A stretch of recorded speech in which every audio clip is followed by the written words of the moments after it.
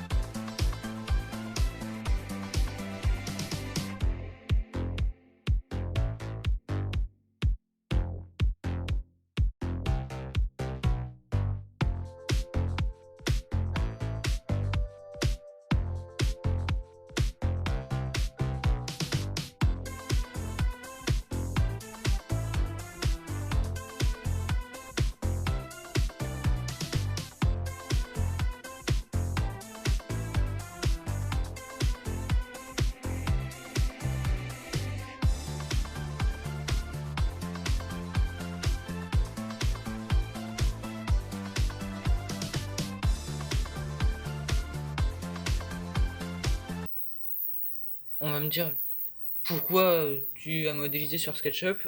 Eh ben tout simplement parce que comme on a pu le voir dans la modélisation que je viens de montrer, bah, c'est assez, on va pas dire compliqué, mais il y a beaucoup de formes. Et avec tous ces trucs, on a clairement de quoi s'y perdre. Cette table, elle existe déjà, hein. C'est celle-là. Alors je vais peut-être fermer un petit peu parce que sinon on va rien voir. Donc cette table, elle existe déjà. C'est cette table-là que j'avais dû fabriquer quand j'avais entre 7 et 9 ans. Donc c'est soit 7, soit 8, soit 9 ans. Pas moins, je le sais, c'est sûr. Pas plus. Parce que clairement, à partir de 10 ans, je faisais des trucs mieux que ça. Alors, c'est une table qui a été fabriquée à partir de récup uniquement, à part peut-être le tasseau qui était neuf, mais ça s'arrête là. Alors, on va tout de suite voir ce qui va pas. Alors, le plateau de table, je vais pas le toucher. J'ai pas envie de le modifier, ça m'intéresse pas, il est très bien comme il est. En revanche, là, on peut clairement voir que c'est pas un pied, ça c'est un bout de planche qui a été coupé à la largeur d'un tasseau, et je me suis dit, oh bah tiens, ça va faire un pied ça. Bah oui, bien sûr. Bon, pareil, hein, on va pas juger comment le plateau il a été jointé, mais ça tient très bien, donc je vais pas y toucher. Ça, clairement, c'est de la déco, ça sert à rien, parce que le clou, si on suit... Ah, tiens, zut, c'est dans la fente, parce qu'en fait, c'est deux étagères que j'avais dû récupérer, deux étagères en bois que j'avais récupérées, et du coup, je les ai jointées, c'est pas mal, je suis plutôt content, sauf que le clou là, il sert à rien, au final, c'est 1, 2, 3, 4, 5, 6 clous, puisque celui-là ne sert à rien puisqu'il est dans le vide, lui aussi et lui aussi. Donc bon, on fera avec ça. J'avais dû coller entre les deux, peut-être, je ne sais pas. Bref, on se retrouve avec un petit plateau comme ça, en moquette. Donc, comme je l'ai dit, j'ai fait le choix de pas enlever la moquette, parce que si je l'enlève, je vais l'exploser, et je veux la remettre. Donc là, je cale à 48, hein. Ah oui, bah on en est loin. Je suis à 1 mètre au moins. Nickel. Donc, le casque, et c'est parti.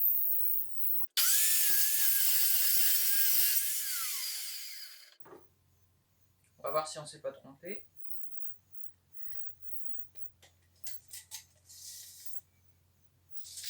Pile poil.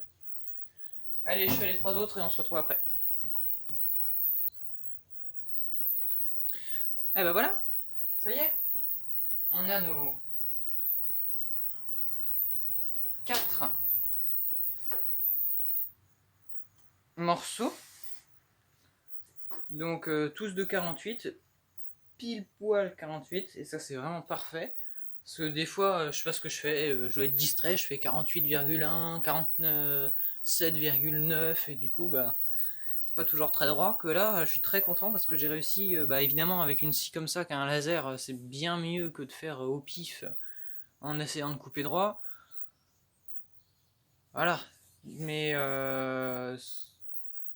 c'est quand même assez facile à faire. Alors voilà, donc c'est parti. Donc j'ai décidé qu'en vidéo, on n'en ferait que un, parce qu'il y en a 4, mais ce sont les 4 mêmes. Donc pour ça, moi j'ai déjà, on va dire, paramétré ma défonceuse.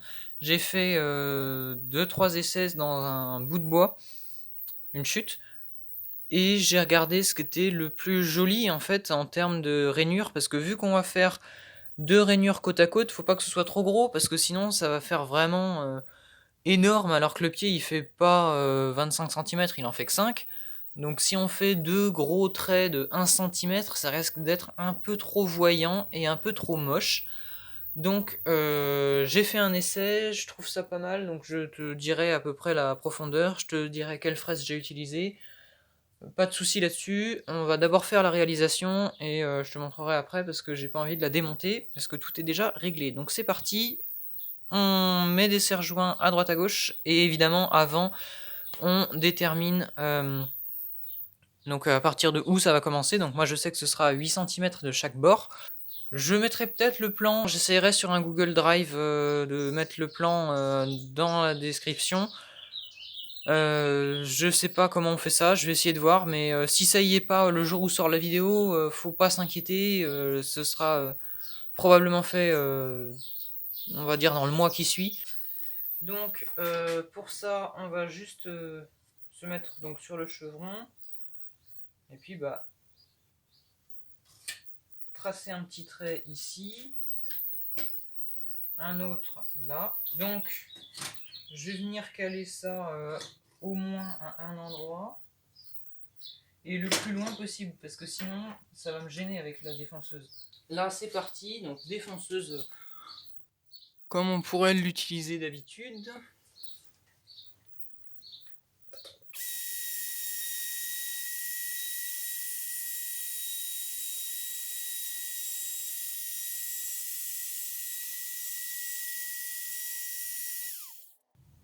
Donc voilà, alors ça rend bien, hein. Seul truc c'est que bah vu que le bois il est pas très droit, c'est pas très facile. Je sais pas trop comment faire pour que ce soit plus simple à maintenir ce truc là, parce que c'est vraiment pénible. Faudrait que je le mette dans ce sens là, au moins l'établi il bouge pas. Je vais essayer une nouvelle technique pour maintenir, parce que c'est une vraie galère là. Allez c'est parti, je reprends.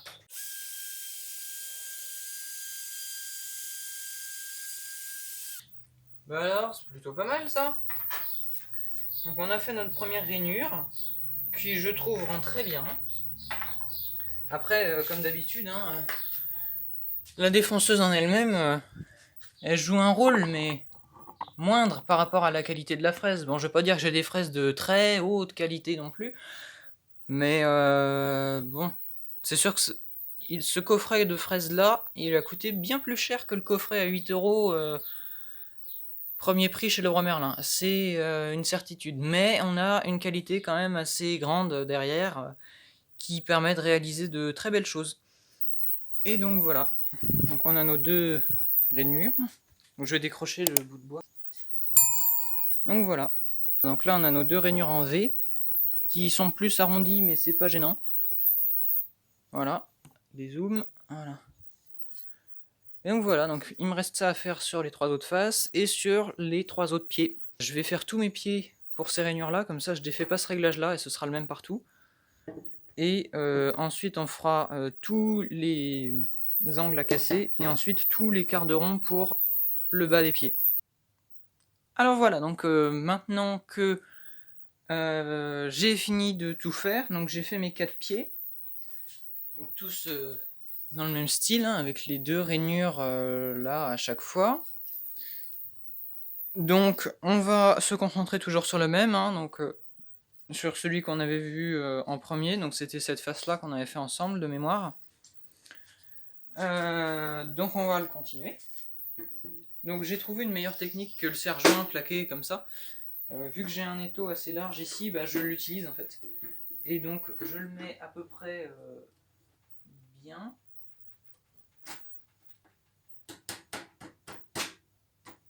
Que ce soit droit ou pas, ça on s'en fiche parce que de toute façon c'est pas ça qui nous intéresse. Hop. Et donc là le but, donc la fraise que j'ai utilisée tout à l'heure là pour faire les rainures, c'était celle-ci.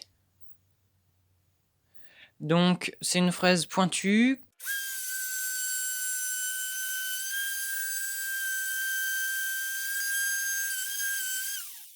Et bah ça rend vachement bien quand on fait attention à pas déborder. Ça rend super bien, c'est exactement ça que je voyais. Donc on a un pied de table, hein, classique. Sauf que là, il y a 2 petites encoches au centre et les angles qui sont cassés. Et en plus, avec la défonceuse, vu que c'est une fraise arrondie, et bah, ça fait des petits trucs super sympas comme ça, en haut et en bas. Et donc, on va se retrouver tout à l'heure pour pouvoir faire les angles ici. Alors voilà, bon, bah, j'ai fait les 4 autres pieds. Maintenant, on va pouvoir voir, donc j'ai utilisé cette fraise-là. J'avais dit que je les montrerai une fois qu'on avait utilisé. Donc une fraise comme ça, ronde, avec un roulement. Je sais pas si c'est 45 ou je sais pas, j'ai pas regardé l'angle. Et donc ça, sur la même longueur que les rainures faites au centre. Et je laisse les angles droits en haut et en bas. Parce que je trouve ça plus joli. Et donc maintenant, fraise quart de rond pour faire ça. Ça fait nickel, ça finit tout. Mais genre vraiment.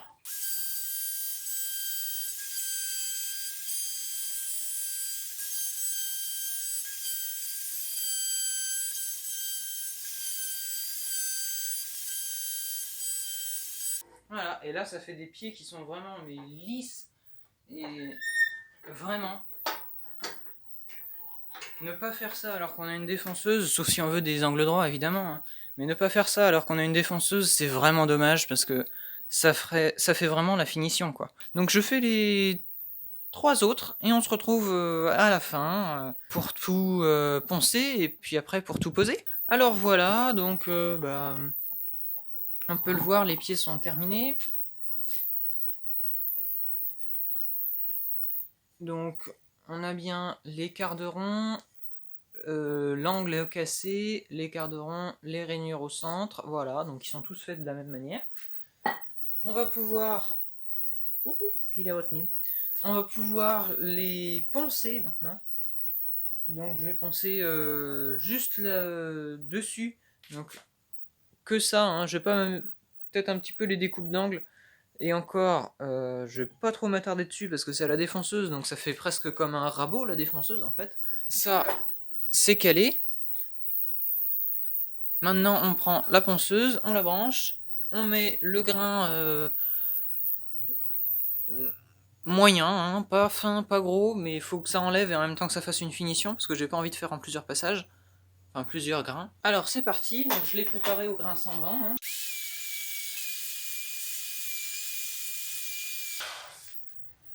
Voilà, et le gain de temps est fou de faire ça avec une ponceuse à bande. Alors voilà, donc ça y est, j'ai enfin terminé de poncer tous mes petits pieds. Donc maintenant, il va falloir choisir quelle est la face la plus jolie. Donc quelle est la face la plus jolie, qu'est-ce que c'est? En fait c'est celle qui va être en façade. Donc déjà il va falloir que je détermine dans quel sens je vais décider de tourner ma table. Donc voilà, ça y est, j'ai décidé comment est-ce qu'ils allaient être. Alors voilà, donc ça y est, on y est enfin. J'ai fini de fixer les pieds, donc comme je l'ai dit, maintenant on va faire la teinte. Donc aux chênes dorées, on voit le pot qui est juste là. Donc pour ça, un pinceau classique, hein, ça suffit largement. Bien dépoussiérer les pieds, je l'ai fait plusieurs fois avec un chiffon, j'ai tapé dessus, comme ça moi je suis sûr il n'y a plus rien. Et puis bah là, on y va, hein, comme ça. Et donc là, ça va faire une teinte comme ça, et ça va être super sympa. Donc le dessous des pieds, on le fait, mais c'est pas non plus le plus important. Et je fais ça pour tous les pieds. Alors voilà, ça y est, j'ai terminé de mettre ma lasure sur les pieds. Ça rend très bien, je suis vraiment super content parce qu'on passe quand même... je vais mettre une petite photo rapide de la table avant que je la refasse et de maintenant. Alors, il y en a qui vont me dire, ouais, les pieds, ils sont quand même vachement gros pour un petit plateau qui fait 50 cm de long par 30 cm de large. Oui, d'accord, mais si on veut faire des pieds décors comme ça, avec deux rainures, les angles cassés, des quarts de rond, c'est pas avec un petit assaut de 2 cm par 2 cm qu'on va pouvoir faire ça, hein. C'est minimum 3 cm. Et les chevrons, ça fait 5 cm et 3 mètres de long, donc c'est assez rentable un chevron quand même. On peut faire pas mal de choses avec. Moi j'ai deux chutes qui sont assez longues, minimum 1 mètre si c'est pas 1 m 50 chacune. Et je sais que je vais pouvoir encore faire quelques projets avec. Donc voilà, c'est tout pour cette vidéo avec la fabrication de 4 pieds pour rénover une table. Merci et à bientôt pour une prochaine vidéo.